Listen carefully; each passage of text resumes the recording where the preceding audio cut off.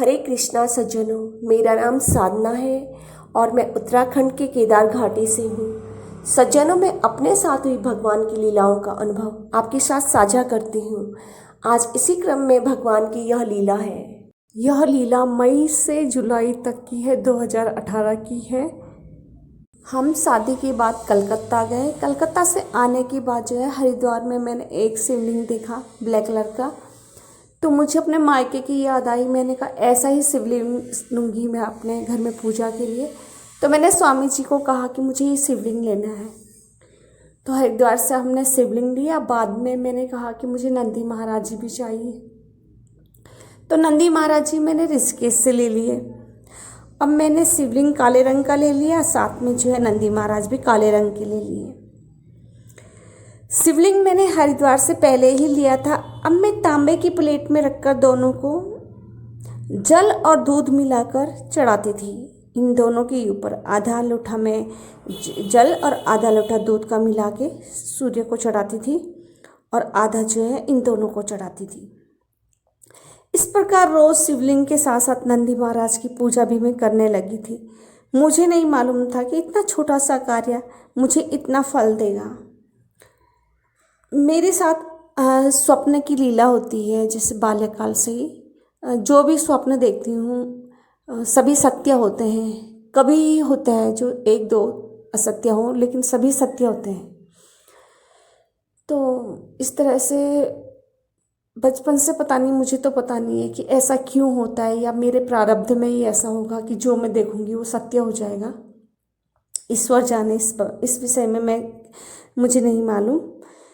लेकिन होता क्या है कि अब जब मैं जो है पूजा करने लगी, इस तरीके से सूर्य को जल चढ़ाने लगी, नंदी महाराज की पूजा करने लगी और शिवलिंग की पूजा करने लगी, तब तक मैंने भगवान कृष्ण की कभी पूजा नहीं करी। भगवान कृष्ण को जब मैं एमएससी कर रही थी तो मेरी क्लासमेट थी एक लड़की, तो वो भगवान कृष्ण की बुराइयां कर रही थी कि उनकी तो इतनी सारी पत्नियां हैं, हमारे तो भगवान ही कितने गंदे हैं, ये वो। तो मैं भी उनके साथ खूब साथ दे रही थी उनका कि हाँ मुझे भी बहुत गंदे लगते हैं, मुझे तो नफ़रत है भगवान कृष्ण से, मुझे तो उनका नाम भी नहीं सुनना। तो ऐसे पूर्व में मतलब मैं भगवान कृष्ण से नफ़रत करती थी और मतलब उनके लिए मैंने अपने मन में गलत गलत भ्रांतियाँ पाल रखी थी, जैसे मेरी क्लासमेट ने पाल रखी थी। तो उन्होंने बोला तो मैंने भी स्वीकृति दी। मैंने कहा वाकई में बहुत गंदे हैं हमारे भगवान, इतनी सारी शादियाँ कर रखी उनकी। तो जब मैं आध्यात्म के क्षेत्र में आई और उस मंदिर में गई, जिस मंदिर का मैं हमेशा उच्चारण करती हूँ कि मैं भद्राज मंदिर में जाने के बाद ही आध्यात्म की मेरे जीवन में नींव पड़ी। तो वहाँ जाने के बाद भी भले वो बलराम भगवान का मंदिर है, लेकिन पूजा वहाँ पे सबकी होती है। भगवान कृष्ण की ही पूजा होती है, भगवान बलराम की, शेषनाग की पूजा होती है। तो वहाँ पे जाने के बाद भी मैंने कभी भगवान कृष्ण को नहीं पूजा, मैं इनको ही पूजती रही। जैसे हनुमान जी हैं और भगवती हैं और शिव जी हैं, ये 3 चालीसा ही मैं कर रही थी कंटिन्यू। उसके बाद तो पूजते पूजते जैसे 2017 से स्टार्ट किया मैंने और इन तीनों की पूजा की और साथ में सूर्य की पूजा की। तो 2018 आ गया। ये 18 मई 2018 की बात की घटना है। ये जून की हो या जुलाई की हो या मई की हो, लेकिन है 2018 की। तो अभी भगवान कृष्ण मेरे जीवन में आए ही नहीं थे। वो तो बाद में मतलब उसी समय की बात है जब मैं पूजा कर ही रही थी। तो जब मतलब मैं आध्यात्म के क्षेत्र में आई 2017 में, और 2017 से जब मैंने इन तीनों की पूजा शुरू की तो फिर कुछ अव्यवस्थित सी हो गई मेरी लाइफ में, इस तरह से अड़चन सी आने लगी और मैं इन तीनों की ही कर रही थी चालीसा। तो फिर साक्षात भगवान नारद मुनि जी जो है वो हाथों में छमछम से लिए हुए प्रकट हो गए साक्षात। जब मैं मुसीबत में थी तब उन्होंने कहा कि नारायण नारायण कहो, क्योंकि तुम अब बलभद्र के मंदिर में चले गए हो, नारायण के मंदिर में चली गई हो तुम अब। तो वो है नारायण का ही मंदिर है बलभद्र, वहाँ अलग अलग पूजा नहीं होती, वहाँ भगवान कृष्ण की ही पूजा होती है। भले उन पे शेषनाग आते हैं, वो दोनों हैं ही एक। तो नारद जी ने कहा कि तुम मतलब नारायण नारायण कहो, तुम भगवान कृष्ण की शरण में जा चुकी हो तुम। तो जब उनके ये शब्द मैंने सुने, मैंने कहा भगवान कृष्ण की शरण में जा चुकी हूँ मैं। तब मैंने कहा अच्छा, वो है ना जो दीपक पुंडीर महाराज जी का जो मंदिर है बलभद्र प्रभु का, ये तभी कह रहे हैं शायद। तो उन्होंने मुझे मंत्र तो ये दिया कि नारायण नारायण कहो, लेकिन मैंने उनकी नहीं मानी। उनका बहुत भव्य दर्शन हुआ मेरे को, बहुत ही इतना अच्छा दर्शन उन्होंने मुझे दिया कि मैं उसका उल्लेख कैसे करूं। किसी ऋषि मुनियों ने देखा होगा उनके स्वरूप को, तो जिस तरह से जो है वो प्रतिमाएं आती हैं उनकी, नारद जी की जो चित्र आते हैं पुस्तिका में या पोस्टर आते हैं जो भी, तो उनमें जो नारद जी का जो चित्र होता है कि उनका जूड़ा है और जूड़े पे जो है माला बंधी हुई है, बाजू में भी माला लगी हुई है, हाथ में उनके वो ले रखी है वीणा, और छम छम करते हैं क्या वो हाथ में जो लेते हैं वो, तो वो प्रकट ही वैसे ही हुए मेरे सामने पे। वो प्रकट भी उसी स्थिति में हुए जैसे मतलब उनका जो स्वरूप है एकदम से नारद जी प्रकट हुए, और उनका नारायण नारायण कहो ये शब्द थे उनके। तो उन दिनों में जो है ये ध्रुव जी की और इनकी कहानियाँ देखा करती थी इसमें मोबाइल में, प्रहलाद जी की। तो उसी समय जैसे कृष्णा सीरियल है, इनमें मैंने देखा था जो गर्भ में थे वो कह रहे थे ओम नमो भगवते वासुदेव, क्या नाम है उनका, जिनके शासनकाल में कलयुग का प्रादुर्भाव हुआ था। तो वे जब गर्भ में थे अपनी माता के, तो बाल्यावस्था में बिल्कुल छोटे से शिशु के रूप में अपने माता के गर्भ में थे कुछ महीने के, तो तब वे बोल रहे थे ओम नमो भगवते वासुदेवाय। तो उनकी जो ये करुण पुकार थी अपने मुख से भगवान कृष्ण के लिए, तो मुझे बहुत अच्छा लगा। मैंने कहा ये कितना अच्छा बोल रहा है ये बालक। उसके बाद मैंने ध्रुव जी का वो देखा, ध्रुव जी का सीरियल देखा, तो उसमें ध्रुव जी भी बहुत अच्छा बोल रहे थे ओम नमो भगवते वासुदेव। तो मेरे हृदय को ये बहुत अच्छा लगा। मैंने कहा इसमें ओम नमो भगवते वासुदेवाय भगवते आ रहा है, तो मेरी कुल देवी जो है भगवती हैं। तो फिर मैंने कहा मैं यही मंत्र बोलूँगी। लेकिन उसके बाद जो है जब नारद जी प्रकट हुए, मुझे दर्शन दिया उन्होंने साक्षात, और भव्य दर्शन था। मतलब मैं भूले नहीं भूलती इस दर्शन को, मतलब मन ही मन में इतना खुश होती हूँ ऐसे दर्शन देखे कि हे ईश्वर, कैसे मतलब मुझ पर कैसे रीझ गई ये देवी देवता। और मानती मैं सबको हूँ, जैसे महाराज जी कहते हैं ना कि तुम्हारे कितने बाप है भाई, तुम शिव को भी पूजते हो और कृष्ण को भी पूजते हो, तुम किसको मान रहे। और ये जो है ऐसे धारणाएं भी बना रखी है कि शैव मत, वैष्णव मत, कि ये शैव संप्रदाय का है, ये वैष्णव संप्रदाय का है। पहले तो मुझे पता ही नहीं था ये संप्रदाय होते क्या हैं। और यकीन मानिएगा मैंने कभी गीता नहीं पढ़ी, ना मैंने कोई श्लोक पढ़ रखे, ना मैंने पढ़ रखे। मुझे मतलब मैं वो मानती नहीं, मैं तो सिर्फ एक ही मंत्र ले रखा मन में कि कभी किसी का दिल मत दुखाओ, कभी किसी का बुरा मत करो, ना बुरा सोचो, बस इसी से ही पार हो जाओगे और भगवान को मानो। तो मैंने कभी सिलेक्टिव में कभी नहीं रही कि मैं इसको मानूंगी इसको नहीं मानूंगी। जब मैंने बाल्यकाल में ही अपनी माता को बोला कि मम्मी सबसे बड़ा भगवान कौन है, तो मम्मी ने कहा बेटे सब बराबर हैं हमारे लिए, सब बड़े हैं, ऐसे नहीं बोलते पाप लगता है। तो उसके बाद मैंने कहा क्योंकि सूर्य की भी पूजा करते हैं, सबकी, गणेश जी की भी पूजा करते हैं, ऐसे क्या बोलना है कि ये बड़ा है या ये छोटा है। तो मैं तो सबकी पूजा करती हूँ, तो सभी मुझे दर्शन देते हैं। और सिर्फ आज तक मुझे कार्तिक स्वामी महाराज जी ने, जो मुरुगन देवता है ना, ये कार्तिक स्वामी जी भगवान शिव जी के पुत्र हैं, जो उन्होंने मुझे आज तक दर्शन नहीं दिए, क्योंकि वो मोर में सवारी करते हैं और ना ही मैं उनके धाम में गई। अब पता नहीं भगवान जाने कि वो क्यों रुष्ट है, क्योंकि जब भी मैं कार्तिक स्वामी जाने की सोच रही हूँ मैं बीमार हो रही हूँ। मुझे नहीं पता वो किस बात से मेरे से नाराज़ है या मुझसे क्या गलती हो गई। नहीं तो अधिकांश सारे ही देवी देवता जितनों के मैं नाम लेती हूँ मैं, सब दर्शन देते हैं, क्योंकि मैं सबको मानती हूँ। अब महाराज जी बोलते हैं कि तुम्हारे कितने बाप हैं भाई, तुम शिव को भी मान रहे हो और विष्णु को भी मान रहे हो। तो मुझे तो समझ में ही नहीं आती कि ये बात क्यों बोलते हैं कि तुम्हारे दो बाप हैं क्या। अब देखो जब भगवान शिव की पूजा कर रहे हैं, वो उस समय पे भगवान विष्णु जो शिव की पूजा कर रहे हैं, उनको जिस समय उन्होंने उनको कमल पुष्प चढ़ाए थे और नेत्रदान वाली जो लीला हुई थी, तो उनमें जब वो चक्र देते हैं भगवान शिव, उनको प्रदत्त करते हैं, तो जब विष्णु भगवान ही उनको मान रहे हैं, मतलब उनसे उच्च कोई वैष्णव नहीं है, भगवान विष्णु राम और मतलब ये कान्हा जी से बड़े वैष्णव कोई है नहीं। लेकिन ये जो है क्यों ऐसा भेदभाव करते हैं कि ये शैव मत के हैं, ये वैष्णव मत के हैं, ये आपस में लड़ते रहते हैं। शैव मत के तो नहीं रखते अपने मन में ऐसे दुर्भावना वैष्णव के लिए, लेकिन वैष्णव लोग रखते हैं। मैंने देखा वो बहुत नफरत करते हैं शैव मत वालों से। और ऐसा क्यों करते हैं मुझे नहीं पता, क्योंकि इसका अनुभव हमने किया है। हम आश्रम में रहे तो वो कृष्ण जी का आश्रम था, तो वहाँ पे जो है हमने, क्योंकि हम जो है कुंडलिनी का कोर्स कराते थे तो ऑनलाइन भी कराते थे, तो ऑनलाइन कराने के लिए हम ओम नमः शिवाय की धुन चलाते थे। तो वहाँ के जो धर्ताकर्ता थे, प्रमुख थे जो वहाँ के उस आश्रम के, तो वो हमें फ़ोन करके चिल्लाते थे कि बंद करो इसे, ये हमारे आश्रम में शिव भगवान के गाने नहीं चलाने, शिव भगवान का मंत्र नहीं चलना चाहिए, यहाँ शिव भगवान का कुछ नहीं चलना चाहिए। और मूर्खता तो देखिए, जब शिव भगवान के रूप जब हनुमान जी हैं तो हनुमान जी की वहाँ पूजा होती है, और जिन्होंने जो है पूरा जीवन अपना उसमें लगा दिया।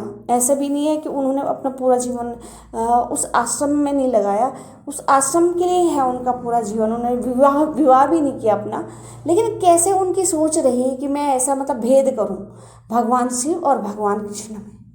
हाँ, मुझे तो समझ में ही नहीं आया कि ये लोग हैं कैसे, मतलब अपना पूरा जीवन तो लगा दिया, अविवाहित भी रहे, लेकिन अपने मन में दुर्भावना रखते हैं भगवान शिव के लिए।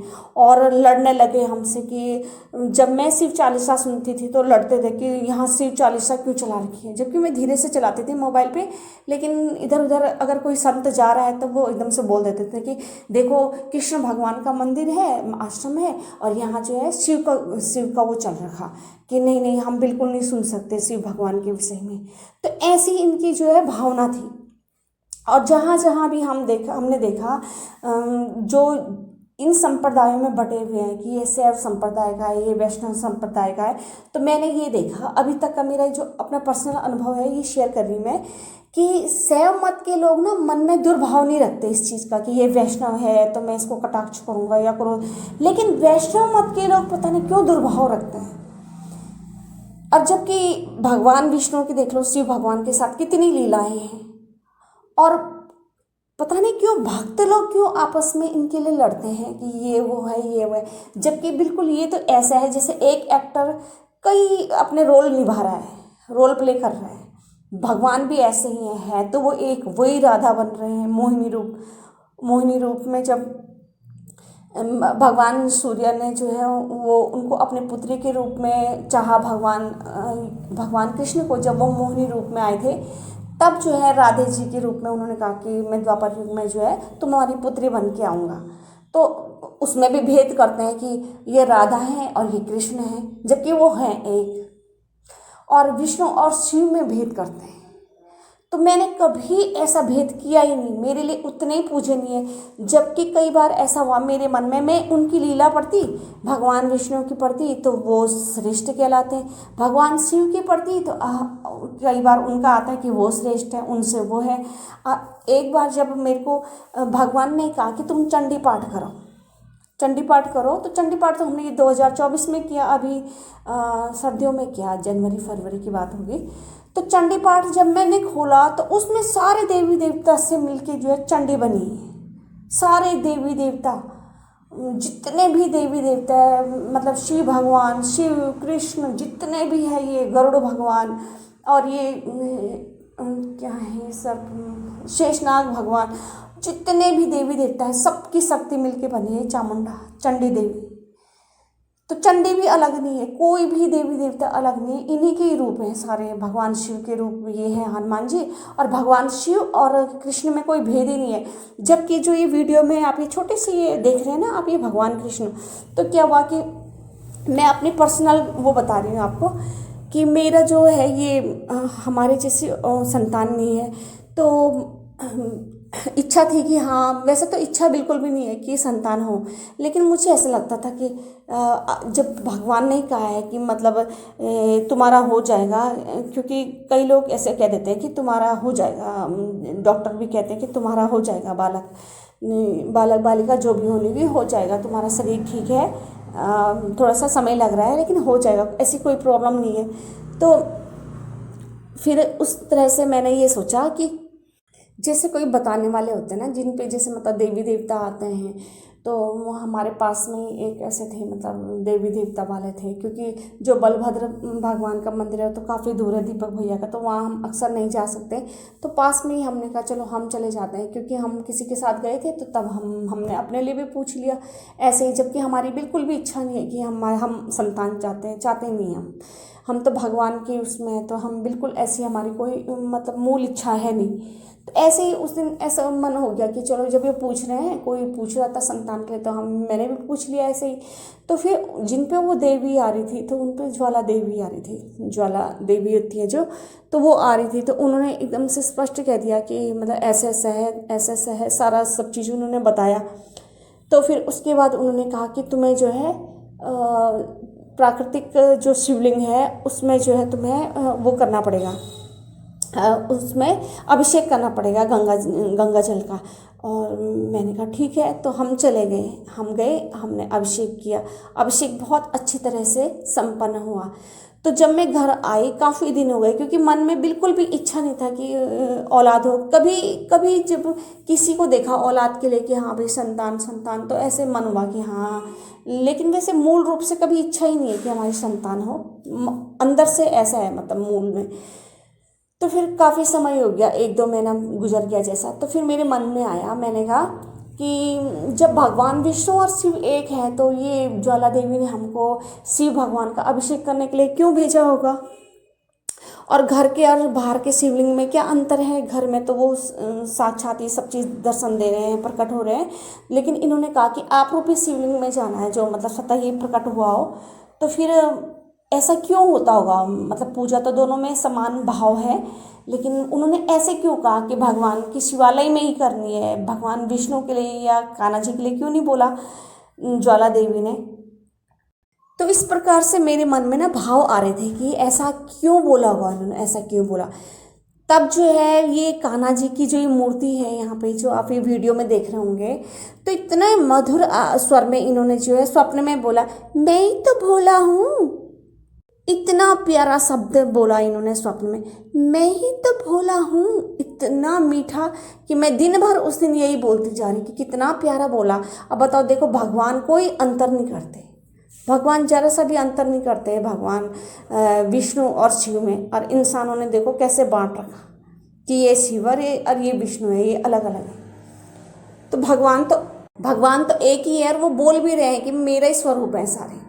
उसे चाहे तुम शिव के रूप में पूज लो, चाहे विष्णु राम या कृष्ण के रूप में पूज लो, तुम किसी भी रूप में पूज लो, हूँ मैं एक ही। और पता नहीं क्यों ये लड़ते रहते हैं। एक वो आर्य समाज वाले, उनका अलग ही गीत अलाप रखा है कि टीका नहीं लगाना ये हो, जबकि भगवान ने स्वयं मुझसे बोला है। पहले तो आप देखना इनकी जो मैं वीडियो डालूंगी, पहले की वीडियो में इनकी ना तो काजल है ना टीका है, कुछ नहीं, क्योंकि हम लगाते ही नहीं थे ये सब चीज़ें। हम इसको महत्व ही नहीं देते थे श्रृंगार को, क्योंकि दर्शन हो ही रहे थे, लगातार लीलाएं हो ही रही थी, तो फिर मैंने कुछ भी वो महत्व नहीं दिया। लेकिन जब भगवान ने बार बार, जैसे ही मैं माला कर रही हूँ या नहीं भी माला कर रही हूँ, तो वो दिव्य दृष्टि में दिखा रहे हैं कि वो अपने टीका लगा रहे हैं हाथ से, ऐसे टीका लगा, मतलब ऐसे इशारे कर रहे हैं कि यूँ टीका लगा मेरे। तो कई बार आया, काजल के लिए भी आया, मेरी काजल लगा, मेरी काजल लगा, वो काजल लगा रहे खुद अपनी आँखों में। तो पहले काजल के लिए आया, फिर मैंने इग्नोर किया उसको, फिर टीका के लिए आया, फिर इग्नोर किया, फिर उन्होंने लिख के भेजा मुझे कि मेरे टीका लगा, मेरे ऊर्ध्वपुंड लगा, मेरी काजल लगा। पहले तक वो इशारे करते रहे, मतलब दर्शन में लगाते रहे अपने, मैंने इग्नोर किया। जितनी बार भी, कम से कम 5-6 बार उन्होंने अपनी काजल लगाई, 5-6 बार टीका लगाया, मैंने कभी इनकी लगाई नहीं, क्योंकि इतना समय भी नहीं होता कि कौन ऐसा श्रृंगार करे, पूजा में ही समय नहीं मिल पाता। आधा 1 घंटे की तो जाती है अभिषेक। शिव का अभिषेक हम डेली करते हैं, शिव जी का अभिषेक। जैसे लोग तो जैसे त्योहारों में करते होंगे, भले बोलना नहीं चाहिए, इसमें कोई तारीफ की बात नहीं है, मैं तो इसलिए कह रही हूँ कि ताकि सब करें, अच्छा है ये, इससे अच्छा ही होता होगा ना, क्योंकि दर्शन हो रहे हैं बहुत अच्छे अच्छे। तो मैं जैसे बेलपत्र है, हमारे यहाँ बेलपत्र ख़त्म हो जाए तो मैं ले आती हूँ, मैं मंगा लेती हूँ स्वामी जी से। बेलपत्र कभी कभार ही मिल पाते हैं, कोई बात नहीं। लेकिन जैसे ये है, दही है, दूध है, घी है, मक्खन है, तिल है, और दूध, दही, घी, मक्खन, तिल और शहद, और जब से हमने शिव जी का अभिषेक देखा किसी को करते हुए, उन ब्राह्मण जी को जिनसे हमने कराया, तो वो कह रहे शक्कर भी डालो, चीनी, तो तब से मैं चीनी भी मिलाने लगी। और चावल, चावल ये सब चीज़ें मैं डेली डालती हूँ अपने घर में। कभी कभार अगर दही ना हो तो उस दिन नहीं पड़ता दही, मक्खन ना हो, बाद बाकी सब चीज़ डेली पड़ती है मेरे यहाँ। चावल हो गए, शहद, शहद का तो कंटिन्यू है, शहद कभी ख़त्म नहीं होता, तुरंत पहले ही मंगा के रख देती हूँ। तो ये सब चीज़ें जो है मैं पूजा में, लोग तो कभी करते होंगे जैसे मतलब बार त्योहार में या फिर श्रावण के माह में या फिर विशेष उसमें, तो मैं ऐसे नहीं करती। मैं डेली करूँगी, चाहे थोड़ा थोड़ा सा डालूंगी, फिर डालूंगी मेरे यहाँ रोज। और मैं कभी भी कान्हा जी को, मैं अपना बता रही, लोग तो कान्हा जी को नहलाते हैं ना ऐसे पंचामृत से, अच्छी बात है, शंख से करते हैं। मैं, मेरे घर में शंख तो है नहीं, और मेरे घर में तो घंटी भी, जितने भी ये जो आप पूजा गृह में देख रहे हैं, ये सब भगवान के कहे अनुसार ही लाए हैं। पहले मुझे घंटी का महत्व पता नहीं था कि घंटी लाना है नहीं लाना, मुझे तो ये भी नहीं मालूम था कि घंटी पार्षद है भगवान का। मुझे ही था कि घंटी जो है बजाते होंगे ऐसे बजाने के लिए। लेकिन जब उन्होंने बार बार बोला कि घंटी लेकर आ, घंटी लेकर आ, घंटी लेकर आ, तब जाके हमने ये घंटी खरीदी। अच्छा, ये घंटी महारानी जो है तब आई मेरे यहाँ, महाराज जी होंगे चाहे महारानी जो भी हो, महाराज जी, घंटी महाराज जी तब आई मेरे घर में। अच्छा, ये प्लेट जो आप देख रहे हैं तांबे के, तो भगवान ने बार बार कहा मुझे चौकोर चौकोर प्लेट लेकर आ तांबे की, दिखाया भी कि ऐसे लेकर आ। तो इन्होंने वेल्ड कराई, वो गए ये हरिद्वार, इन्होंने मिली नहीं, सारे जगह ढूंढा, नहीं मिली, चौकोर चौकोर प्लेट तांबे की नहीं मिली। तो मिली तो ये गोल मिली, इन्होंने जो है गोल प्लेट का चौकोर बना दिया। वो बहुत भद्दी लगी वेल्ड करके, मैंने तो उसे फेंक ही दिया। मैंने कहा मुझे तो बिल्कुल नहीं चाहिए ऐसे, तो बहुत ही बेकार लग रही है। तो उसके बाद मैंने कहा तांबा ही तो चाहिए इनको, तो मैंने तांबे की यही गोल प्लेट चल रही मेरे घर में काफ़ी वर्षों से। और उसके बाद पूजा के लिए इन्होंने कहा कि मुझे ये वाली प्लेट चाहिए, तब मेरे घर में ये आया, वो प्लेट आई, मतलब जो आप ये देख रहे हो ना दर्शन में, ये सब चीज़ें तब आई जब भगवान ने मंगाया है। हाँ, शिवलिंग और वो ब्लैक कलर के दोनों वो लेकर आ के थे। फिर जब हमारे यहाँ हमारे साथ कुछ घटना हुई, सारे शिवलिंग भी, नंदी महाराज जी भी, वो सब क्या कहूँ आप, जहाँ गए गए। तो फिर उसके बाद जो है हमने दोबारा ली ये शिवलिंग और ये नंदी महाराज जी। और इन नंदी महाराज जी को देख के जो है मेरे मन में एक कुभाव आया। सर्दियों में जो है नहलाने में बड़ी वो होती थी, मुझे लेट होती थी कि फटाफट फटाफट कैसे करें, अभिषेक भी करना है और इनकी जो है मालिश भी करनी है, तेल से इनको साफ भी करना है, नहलाना भी है। तो मैं सबको जैसे अभिषेक करती हूँ, तो मेरा अपना ही अलग सी पूजा है। मतलब मैं पहले इन सबको अभिषेक करा के फिर नहलाती मैं इनको पियर साबुन से। तो भगवान ने कभी मना नहीं किया मुझे कि इससे मत नहला। और पतंजलि का जो साबुन आता है, अच्छा सा सुगंधित आता है, उसके फूल का जो ये बालों में लगता है, मोगरे की साबुन आती है, उससे नहलाती हूँ मैं इनको अभिषेक करने के बाद सारे, ताकि चिपचिपाहट हट जाए। और उसके बाद मैं इनको नहलाने के बाद जो है तेल से इनकी मालिश करती हूँ। फिर तेल को मैं कपड़े से साफ करके तब जो है सुव्यवस्थित ढंग से इनको मंदिर में रख देती हूँ। ये जो यहाँ पे जो है नाग देवता देख रहे हैं आप और शिवलिंग देख रहे हो आप, ये नंदी महाराज जी देख रहे हो। तो मैं इस तरीके से करती हूँ, मतलब नहला के पहले अभिषेक किया, फिर साबुन से नहलाया, फिर इनको सुव्यवस्थित तरीके से तेल वगैरह लगा के सुगंधित तेल लगा के, और फिर जो है कपड़े से ये टॉवल से इनको साफ़ करके तब रखूँगी मैं वहाँ पे पूजा घर में इनको। तो ये ड्यूटी रहती है मेरी सुबह। और इसी तरह से जो है मैं कान्हा जी को, लेकिन कान्हा जी को मैंने जो ये देख रहे हो आप वीडियो में, इनको तो मैंने कभी आज तक इनका अभिषेक नहीं किया, ना दूध दही घी मक्खन, क्योंकि मैं अंतर ही नहीं करती। मैं शिवलिंग और इनमें अंतर नहीं करती। मैं कहती हूँ जब मैं शिवलिंग को नहला रही हूँ दूध दही घी मक्खन से, तो वो भगवान कृष्ण ही है। तो पहले से ही मेरी ऐसे मन में सोच है कि ये एक है, तो मैं उनको नहलाती हूँ। तो इनको तो मैं सीधा साबुन से ही नहलाती हूँ। मैंने आज तक इनको ऐसे दूध दही घी मक्खन से कभी नहीं नहलाया, जैसे लोग अभिषेक करते हैं ना भगवान कृष्ण का, तो मैंने कभी नहीं किया, आज तक नहीं करा। मोगरे की साबुन से नहलाती हूँ, पियर्स से नहलाती हूँ। मैं सोचती हूँ पियर्स से हमने मतलब 4-5 साल से नहला रहे, ये बोर हो गए होंगे, तो हम बीच बीच में बदलती रहती हूँ इनका साबुन। और जब ये दर्शन दे रहे थे मुझे तुलसी जी की, जब घटना हुई, जब तुलसी का पेड़ जब बाहर था रखा हुआ, तो फिर इन्हें चिंता थी ये गमले में नहीं लगा रही, तो तभी ये सुबह दर्शन में जो है मुझे साबुन से नहलाते हुए दिखा रहे थे अपने आप को कि मुझे नहला फटाफट, मतलब तब नहलाएगी तो तभी तो, मतलब ये जो है पहले ये खुद नहाएगी तो नहलाएगी तो मेरी तुलसी को भी लगा देगी मतलब गमले में। तो ये बार बार परेशान हो रहे थे तुलसी के लिए। इस तरह से भगवान तो भेद बिल्कुल भी नहीं करते इसमें, कि भगवान स्वयं ही भेद नहीं करते। कि वो अलग है, हरिहर अलग है, वो कभी भेद नहीं करते। तो वो ये छोटी सी मूर्ति बोल रही है कि मैं ही तो भोला हूँ।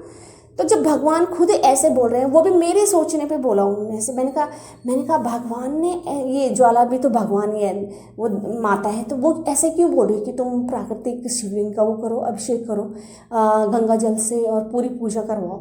तो मैंने ये सोचा कि हम तो करते हैं ना भगवान कृष्ण की, तो ये अलग अलग क्यों है, मतलब ये क्यों कह रहे हैं ऐसे। तब जब भगवान ने खुद अपने मुख से बोला, लिख के भी दिया कि मैं ही भोला हूँ, तब मुझे ये लगा कि अच्छा देखो भगवान तो एक ही है। उन भले ही ज्वाला जी ने ऐसे बोला हुआ कि मतलब बोल दिया कि तुम कर लो इनकी पूजा, लेकिन भगवान कृष्ण खुद बोल रहे हैं कि मैं ही है हूँ, वो भी मैं ही हूँ। तो भगवान तो अंतर नहीं करते, इंसान पता नहीं इंसान क्यों ऐसे अंतर कर रहा। तो वैसे ये महाराज जी हैं जो ऐसे मार्गदर्शन करते हैं अपने चेलों का। अच्छा ये मैंने तो कोई महाराज ही नहीं बना रखी अपने, और सिर्फ दीपक पुनीर महाराज जी हैं जिन पे ऐसे मतलब अद्भुत शक्ति है, और ऐसे ही महाराज जी को महाराज जी बनाना चाहिए, अपने गुरु बनाना चाहिए। जैसे बागेश्वर धाम है जिनके पास मतलब ऐसी शक्तियाँ हैं जो भगवान के आशीर्वाद से, तो वो मतलब निश्चित रूप से वो सही ही बोलेंगे। और दीपक भैया हमेशा बोलते हैं कि हरिहर में कभी भेद मत करो, और वही ये कहते हैं बागेश्वर धाम वाले। और बात बाकी जो कहते हैं ना, जो ऐसे महाराज जी होते हैं कि नरक में ठेला ठेला, ऐसा गुरु वैसा चेला। तो ऐसे गुरु बिल्कुल छान के, कहते हैं ना हमारे यहाँ कहते हैं कि पानी पियो छान के और गुरु बनाओ जान के। गुरु भी हर किसी को गुरु नहीं बनाना चाहिए, गुरु भी उसे ही बनाओ जो इस तरह के हैं, जिनका कोई मतलब विकल्प ही नहीं है। जैसे बागेश्वर धाम की शक्तियाँ देख लो, और मैं तो बोल रही हूँ उनसे ऊपर के ही हैं दीपक पुनीर भाई जी, और नीचे की नहीं है, मतलब वैसी हैं वो सेम जैसे वो हैं। बस ये है कि ये अपना प्रचार प्रसार कभी नहीं करते, बहुत साधारण है, बहुत ही साधारण इंसान है। और शक्तियाँ देख लो उनके पास कैसी कैसी, तो वो भेद नहीं करते। और जिन आश्रमों में हम रहे हैं, वो जो है किसी का कृष्ण का आश्रम है तो शिव भगवान से द्वेष रख रहे हैं और हनुमान जी की पूजा कर रहे हैं, जबकि हनुमान जी तो भगवान शिव के ही तो रूप हैं, 16वें अवतार है, कौन सा अवतार है। तो ये लोग ये सब चीज़ जान के भी क्यों ऐसे मतलब ऐसा ये दुष्प्रचार करते होंगे समाज में, और हमें भी कह रहे कि नहीं शिव जी का यहाँ गाना नहीं चलना चाहिए।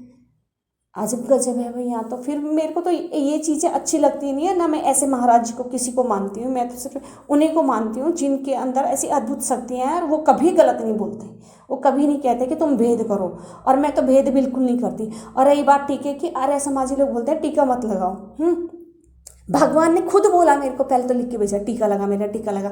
जब मैंने नहीं लगाया, आप पहले की वीडियोस में देखना मेरे इन कृष्ण जी के, ना तो टीका है ना काजल है। फिर बाद में जब उन्होंने पहले इशारे में खुद को बताया कि टीका लगाते हुए दिखाया बार बार दिखा रहे थे, फिर लिख के भेजा, और फिर मुख से भी बोला कि मेरे टीका लगा, मेरे ऊर्ध्वपुंड लगा।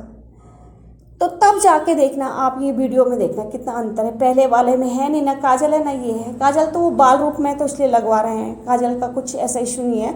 लेकिन जो एक टीके का है, टीका बिल्कुल ये है प्रमाणिक है। टीके से कहते हैं कि नरक की यात्रा नहीं करते। और भगवान ने बाद में, पहले तो अपना लगवाया, बाद में मुझे कहते हैं कि तू भी लगा टीका।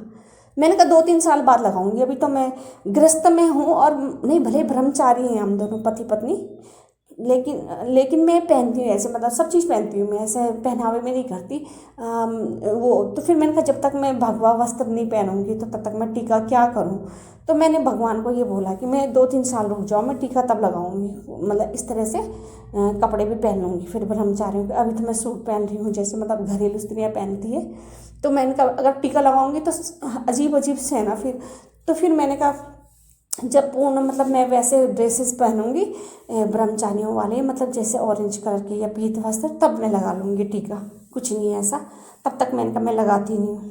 तो फिर वो तो मुझे बोलते हैं कि नरक की यातना नहीं करनी पड़ेगी, और इस तरीके से टीके का बहुत महत्व होगा। तभी तो भगवान मुझे बार बार बोल रहे हैं लगा टीका, पहले अपना बोला फिर मेरा।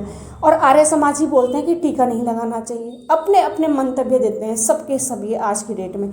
इसलिए सज्जनों, सबसे बढ़िया ये है खुद भगवान की पूजा करो, और ईश्वर तुम्हें स्वयं रास्ता देंगे। ईश्वर तो कभी गलत नहीं बोलेंगे, इसलिए इन महाराज के किसी के चक्कर में ही मत पड़ो। और मैंने ये देखा जिन जिन आश्रमों में मैं रही हूँ, वो महाराज जी जो है, मतलब हमारे पास ऐसे ऐसे व्यक्ति जिनके हाथ पाँव नहीं है। इनमें एक मोक्ष भैया भी हैं महाराज जी, तो मतलब उनके हाथ पाँव नहीं है, तो हमने आश्रम में बोला अरे रख लो इनको, इनके हाथ पाँव नहीं है, तो कोई भी रखने को तैयार नहीं है। फिर हमने मतलब उनको कहीं रूम दिलाया और किसी आश्रम से उनको खाना आता है हाथ जोड़े कि भाई तुम इनको रख लो, किस तरह से उन्होंने रखने को तैयार नहीं हो, तो बेचारे रूम में रहते हैं। फिर कभी कोई अंग्रेज उनका किराया देते हैं, कभी हम दे देते हैं, कभी कैसे करके कर रहे खाना पीना वो ऐसे खा लेते हैं जैसे आश्रमों से कहीं से, लेकिन रखने का कोई आश्रम तैयार नहीं। और अपने आप ये कई आश्रम मैंने ऐसे देखे बस कि कोई कहते हैं हम 2000 करोड़ के मालिक हैं, कोई कह रहे ये हैं, और अपने आप छके पड़े, उनमें दान भी बहुत आता है, वो आराम से अपने नात नंतान पुत्र संतान के लिए, कोई अपने भतीजे को रख रहा वहाँ युवराज बना के, भतीजा भांजा सब वहीं पड़े हैं, और वो कुछ करते धरते नहीं है, आराम से उनकी ज़िंदगी जो है दान पे चल रही है, खानदान पूरा। ऐसे ऐसे भी मैंने यहाँ जो है आश्रम देखे हैं। तो मेरी मतलब सज्जन मेरे तो ये है मतलब रिक्वेस्ट सबसे कि जो अपंग दिखते हो आपको, जो सड़कों में अपंग है या जो बिल्कुल जिनको आवश्यकता है कि मतलब जिनको आवश्यकता है इसकी मदद की, उनको जो है उनकी मतलब मुख पे मदद करो आप, जैसे अपंग है कोई उनकी सहायता करो, उनको दो दान। ऐसे आश्रमों में मत दो दान, मैं तो साफ बोल रही आश्रम में बिल्कुल मत दान दो, उनको दो दान। जैसे और गाय को खुद करो, गाय का खुद करो अपने आप जितना कर सकते हो, और नहीं तो ये जो है आश्रम वाले हमने देख लिए हैं कि कैसे हैं, मतलब पीड़ितों को रखने को तैयार नहीं है। अब बना रखा जी आश्रम, दान इतना आता है लेकिन अपने ही परिवार के, अपने ही गांव के, अपने परिवार के घुसा रखे हैं वहाँ, अपना भतीजा अपना भांजा, और वो जो है आराम से खा पी रहे, बड़े बड़े पेट और के उनको वर्षों तक की कोई चिंता ही नहीं है, पता नहीं कितनी पीढ़ियों तक का पैसा जमा कर वहाँ जो है लोग दान करने पे लगे, उन्हें पालने पे लगे। तो इससे अच्छा दान जो है आप उनको दीजिए जो सड़कों पे बेचारे ये भिखारी है, जिनके हाथ पाँव नहीं, अपंग है, उनको दान करो उनके बजाय। मेरा तो ये है मतलब आप लोगों से मेरी ये रिक्वेस्ट है कि उनको दान करो, जो भी आपको ऐसे दिख रहे हैं, जो बिल्कुल जिनको आवश्यकता है, ऐसे मत दो आश्रमों में। आश्रमों के हाल तो हमने देख लिए हैं कि क्या हाल है। और दूसरी बात ये है कि ये जब भगवान भेद नहीं करता कि मैं सारे जगह हूँ, भगवान का मंदिर कहाँ नहीं है, भगवान ने कहाँ लीला नहीं करी, पहाड़ में है चाहे प्लेन में है, चाहे मथुरा वृंदावन है, चाहे नासिक है, चाहे उज्जैन है, चाहे यहाँ बद्री केदार है, कहीं भी है, भगवान ने कहीं भी अंतर नहीं कर रखा कि मतलब मैं यहाँ रहूँगा तो यहाँ का ये नहीं है यहाँ। अब मैंने ये देखा प्लेन में गई कि ये तो पहाड़ी है, अरे भगवान तो पहाड़ों में भी है, भगवान कहाँ नहीं रहे, तो तुम प्रांतवाद क्यों करते हो भाई, ये तो मराठी है, ये तो वो है, ये तो वो है, इतना भेदभाव, ये तो गंगाड़ी है, ये तो यमुनाड़ी है, ये तो यमुना वाला है, तो भंगाड़ी है, ये तो वो है, ये तो जौनसारी है, और ये तो कुमाऊनी है। और इन प्रांतों में घुस के जो है ये आपसी मतभेद करते हैं। और देवी देवता देख लो सब जगह हैं, एक ही हैं वो, जब जिस कर्मानुसार जिस इंसान को जहाँ भी जन्म मिल रखा है वो कर्म के अनुसार मिल रखा है। अब मरने के बाद पता नहीं कहाँ लेंगे जन्म, कुमाऊँ वाला गढ़वाल में आ सकता है, गढ़वाल वाला प्लेन में जा सकता है, प्लेन वाला गढ़वाल में आ सकता है, जन्म कहीं भी ले सकता है।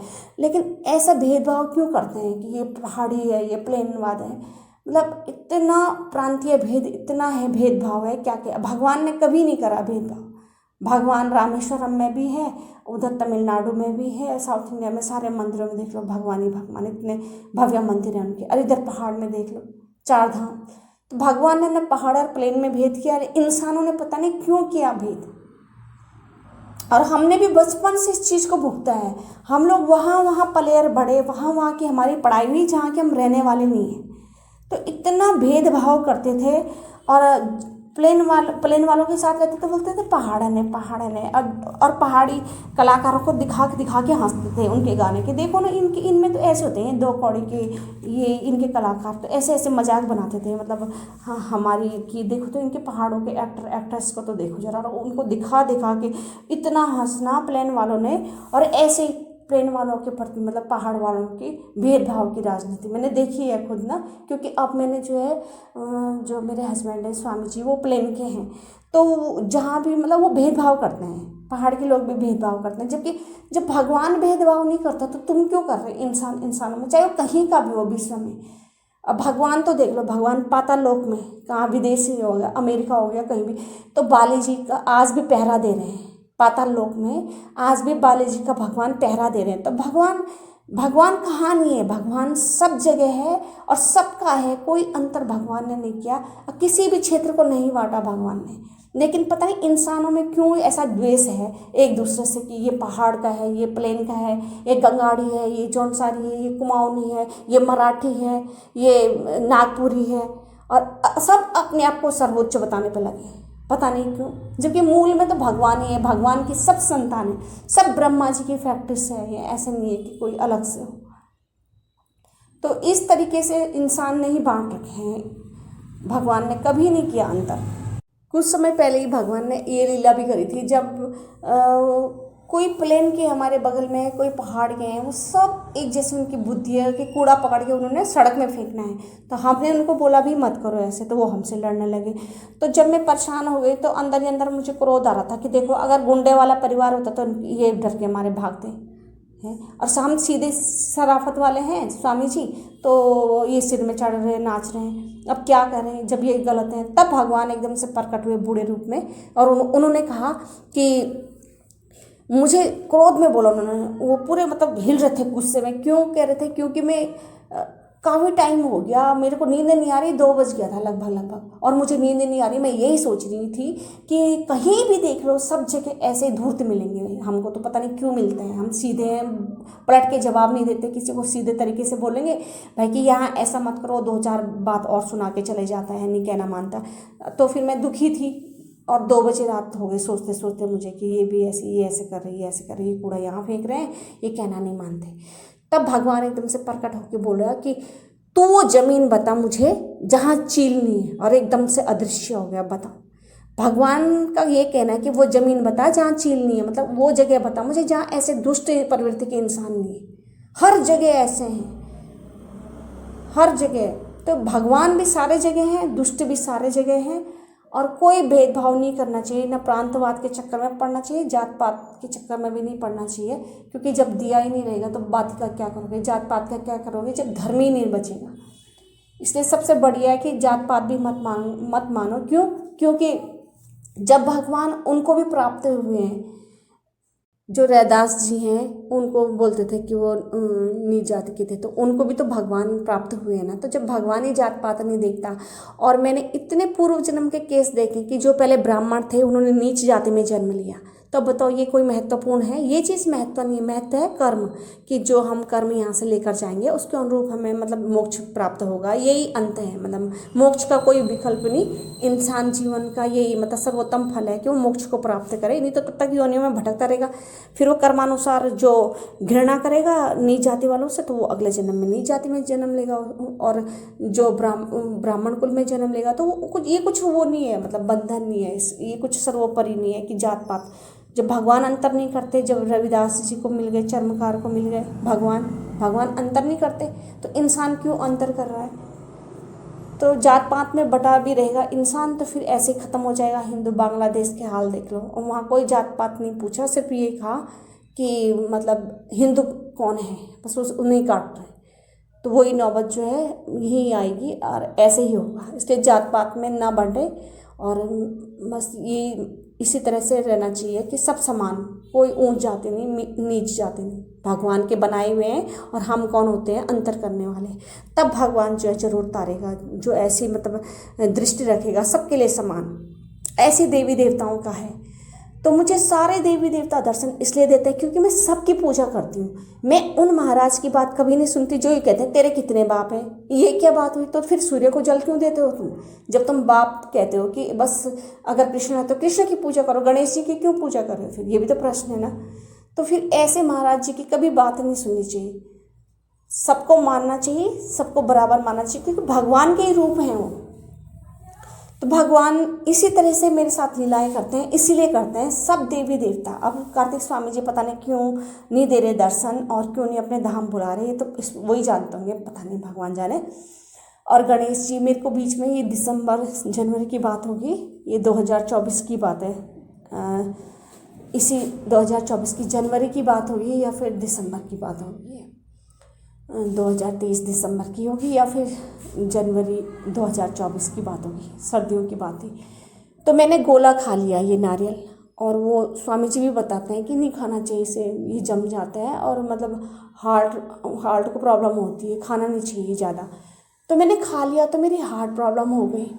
तो मुझे पता ही नहीं चल रहा था, मेरे का दर्द हो रहा है मेरे बहुत तेज़ी, और 4 दिन हो गए मेरे दर्द हो रहा है। अब दर्द जब कमर में जाने लगा और सांस नहीं ली जा रही मुझसे बिल्कुल भी नहीं, और मैंने स्वामी जी को बोला ही नहीं। 3-4 दिन हो गए मैंने स्वामी जी को बोला ही नहीं कि मतलब मेरी दर्द हो रहा है। और जब रात हुई चौथे दिन, जब खतरनाक दर्द हो गया, सांस भी नहीं ले जा रही थी, तो मैंने आनंद फानंद में मुंह में कपड़ा डाला अपने, और ताकि रोने की आवाज़ ना आए, इनकी नींद खराब हो जाएगी। और रात को ही पता नहीं 1 या 2 बज रहा होगा, अब मुंह के अंदर मैंने कपड़ा डाल दिया। मैंने कहा मेरी रोने की अगर आवाज़ आएगी तो ये सुनेंगे, इनकी नींद ना खुले। तो फिर मैंने मन ही मन में जो है बलभद्र भगवान को पुकारने लगी। तो एकदम से मेरे पुकारते ही गणेश जी प्रकट हो गए। बता, क्योंकि मैं सबको मानती हूँ, किसकी आने की इच्छा है, किस स्वरूप की, वो उन पे निर्भर है। तो भगवान गणेश प्रकट हुए और उन्होंने जो है हाथ से यूँ आशीर्वाद सा दिया, और एकदम से मेरा वो दर्द सही हुआ और मेरे को नींद आ गई, जो 4 दिन से मैं ऐसे तड़प रही थी। तो बाद में फिर मैंने मोबाइल में देखा कि ये किसके लक्षण, तो देखा ये हार्ट अटैक के लक्षण है। मतलब मेरे से बैठा भी नहीं जा रहा था टॉयलेट में, इतना खतरनाक दर्द हो रहा था मेरे हार्ट में, और पीछे कमर में निकल रहा था। और गणेश जी की इच्छा हुई, गणेश जी के रूप में आगे पुकारा मैंने बलभद्र भगवान को। तो वो सब एक है, कोई अंतर नहीं करना चाहिए, बिल्कुल भी नहीं। भगवान में कहाँ थी और कहाँ आ गई बात बात करते करते। तो मैं ये लीला बता दूँ आज इस वाले क्रम में, सिर्फ मैं आज बात ही बात करती रह गई, लीला बताई नहीं। बहुत ही सुंदर लीला है, बहुत प्यारी। तो ये लीला 2018 की है, मई से जुलाई की है। इसमें लिखा है कि जैसे मतलब मैंने शिवलिंग ले लिया और नंदी ले ली, तो फिर मैं इसमें जो है दूध और जल चढ़ाती थी और सूर्य भगवान को भी चढ़ाती थी। तो इस प्रकार से जो है रोज़ शिवलिंग के साथ साथ जब मैं नंदी महाराज जी की पूजा करने लगी, मुझे नहीं मालूम था कि मेरा इतना छोटा सा कार्य ऐसे फलीभूत होगा। तो रात्रि स्वप्न में पहले तो एक काला बैल प्रकट हुआ। ये स्वप्न की घटना है, साक्षात नहीं है। फिर यही बैल आदमी बन गया, सजे ही देवगण के रूप में था, श्रृंगार किए हुए भगवान की तरह। इसकी सींगें भी थी और मुझे कहने लगे स्वप्न में, तुम्हारे मरने के बाद तुमको सबसे पहले कैलाश में भंडारे पर आना है। क्योंकि मेरे, अब इन्होंने पता नहीं क्या संख्या बोली, मैं भूल गई हूँ, 45 बोला या 43 बोला या 53 बोला, बस इन संख्याओं में से एक संख्या बोली, मैं भूल गई हूँ। अब बोला कि कहा कि पूरे विश्व में मेरे इतने भक्त हैं, इनमें से एक तुम भी हो, इसलिए तुमको आमंत्रण देता हूँ। इतना कहकर वे अदृश्य हो गए स्वप्न से। तो सच्चाई तो मेरे मरने के बाद ही पता चलेगी। हाँ, इतना है कि जीवन प्रयत्न में नंदी और शिवलिंग महाराज जी को दूध और जल चढ़ाना नहीं छोड़ूंगी, और जब मैं अशुद्धि में होती हूँ तो ये कार्य जो है स्वामी जी करते हैं। तो इस तरह की लीला। तो स्वप्न में मेरी सदा जो भी मतलब अधिकांश स्वप्न, 1-2 स्वप्न होंगे जो मेरे विफल ऐसे ही मतलब ऐसे छोटे मोटे होते होंगे, नहीं तो सब सत्य होते हैं। अब कल की डेट क्या थी मैं देख लूँ, कल देखो इतनी अच्छा, आज है 12 अगस्त सोमवार, 12 अगस्त, कल हो गया 10 अगस्त रविवार। तो कल की घटना है। तो कल मुझे स्वप्न में आया कि पहले मैंने एक कीड़ा देखा वाइट कलर का, और उसके चारों तरफ से जैसे रेशम का वो नहीं होता वाइट सा, ऐसा दिखा मुझे पहले। और उसके बाद जो है मुझे वो दिखा एक ब्लैक कलर का कीड़ा मेरे हाथ से ऐसे करके गिर गया। तो मैंने स्वामी जी को कहा, छी, मैंने कहा जब भी मैं ऐसे कीड़े देखती हूँ, भगवान मुझे कीड़े दिखाते हैं, या तो दालों में रहते हैं या तो चावल में रहते हैं, कहीं ना कहीं रहते हैं वो मेरे घर में, या तो कहीं ना कहीं होंगे वो। अब मैं क्या करूँ, मैंने कहा मुझे ये दिखाते हैं। और सर्दियों में क्या करते हैं भगवान, जैसे मैं पुदीना लूँगी तो पहले बता देंगे इसमें कितने कीड़े हैं, पालक लूँगी तो बोलेंगे, अब 1-2 बच भी जाएगा, साफ़ करने के बाद भी बहुत छांटूंगी तो तुरंत बोलते हैं कि इसमें अभी भी कीड़ा है। क्योंकि वो खाते हैं मेरे यहाँ, मैंने आवाज़ सुनी उनकी खाते हुए। और मैं तो आटा गूंथते समय चूड़ी निकाल लेती हूँ, चूड़ी कंगन कुछ नहीं पहनती, क्योंकि रोटी बनाते समय ऐसा लगता है जैसे स्पर्श ना हो, हाथ को बहुत अच्छे तरीके से धो के। नाखून तो मैं बिल्कुल जड़ से काटती हूँ, और अंगूठी मैं बिल्कुल नहीं पहनती खाना बनाते समय, और बिल्कुल भी मैं सब्जी काटते समय, खाना बनाते समय बिल्कुल नहीं बोलती कि जरा सा भी थूक ना गिरे। ये सब सावधानियाँ रखती हूँ मैं। तो कल जब ये 2 कीड़े देखे मैंने, तो मैं सुबह से डर रही थी कि ना जाने किस में ये कीड़े होंगे, ना जाने किस में ये कीड़े होंगे। तो फिर मैंने कहा कि मैं बनाती हूँ, तो एक दाल जैसे पड़ी हुई थी मेरी कब से पन्नी में, तो मैंने वो बनाई नहीं थी। जैसे मैंने उस पन्नी को उठाया तो उसके बाहर पे वही कीड़ा था जो मैंने स्वप्न में देखा था पन्नी पे। तो मैंने कहा अब मैं क्या करूँ, तो मैंने वो तो दाल ही अलग रख दी। मैंने कहा मैं इसे ना तो बनाऊंगी ना इसे खोलूंगी, इसे तो मैं जंगल में डाली आऊँगी दाल को। ये तो वो तो मैं गाय वगैरह को भी नहीं देती कभी, ऐसे खराब जंगल में डाल देते हैं हम कि चिड़िया खा लेगी, चुपके या फिर कीड़े मकोड़े। तो वो मैंने अलग रख दी। अच्छा, अब मैंने स्वामी जी से बोला कि मेरा ये काला सा जो अजीब सा कीड़ा था वो मेरे हाथ पे देखा, अब कब होगा वो मेरे पास। देखो ये कीड़े की बात तो पूरी होगी, दाल के बाहर पन्नी पे ही लगा मिला, सेम वही वाला जैसे रेशम के जैसा। अब मैंने कहा मुझे तो बहुत घिन सी आ रही है, पता नहीं कहाँ से आ गया पेटी में। तो मैंने कहा ये मेरे सपना, मैंने कहा ऐसा तो है नहीं, ये ऐसे जाता है जो वो दिखाते वही है जो होना होगा, वरना उनको दिखाने का कोई अर्थ ही नहीं था, औचित्य नहीं था दिखाने का। मैंने कहा दिखाया है तो वो होगा जरूर। तो सुबह से शाम हो गई, दिखा नहीं वो ब्लैक कलर का कीड़ा। अब क्या हुआ कि रात की टाइम इन्होंने जो है मक्की लाई, तो फिर उसकी छिलक में आएगा वो ब्लैक कलर का कीड़ा।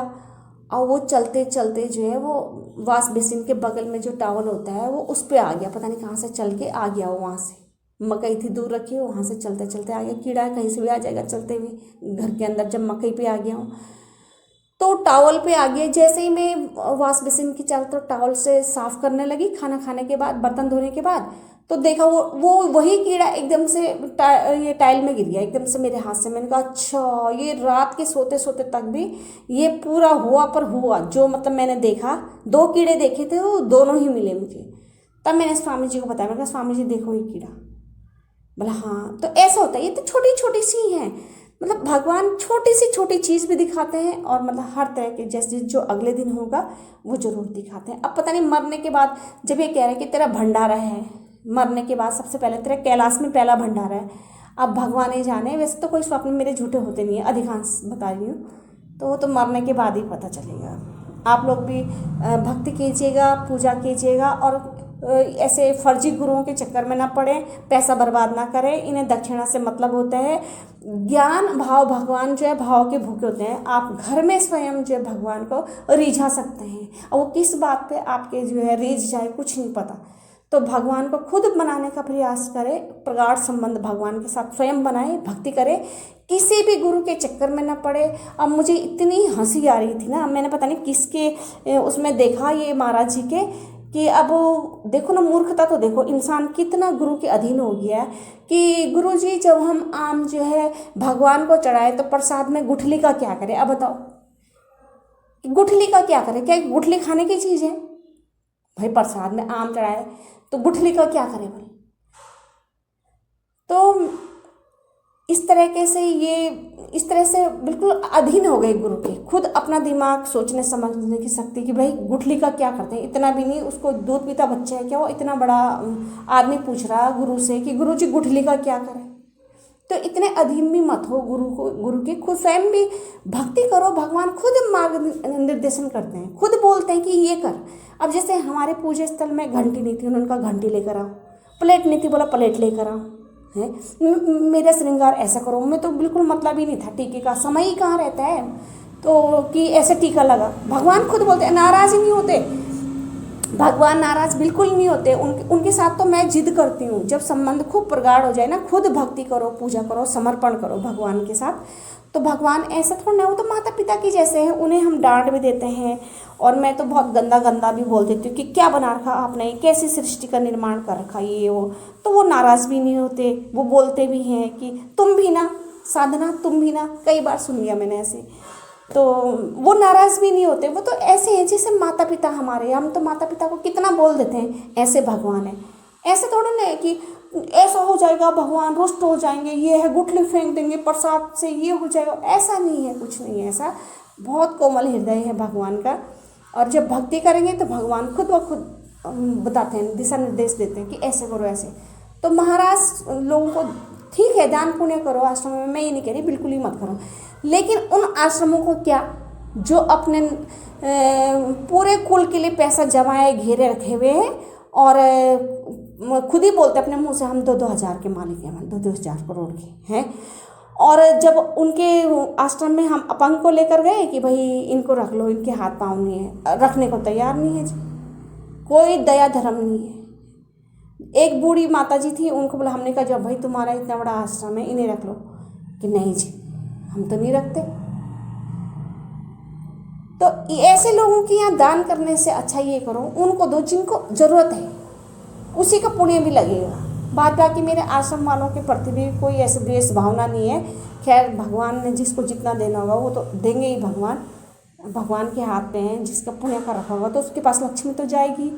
पर ये है कि ज़्यादा से ज़्यादा ये कोशिश किया करो, आपकी जैसे जो आवश्यकता वाले हैं, जिनको ज़रूरत है, उन्हें दिया करो। अपंग लोगों की सहायता किया करो, गाय को चारा दिया करो। बस भगवान इसी से ही रीझ जाएंगे, क्योंकि हमने तो ये हमारा निजी अनुभव है, इसलिए कह रही हूँ।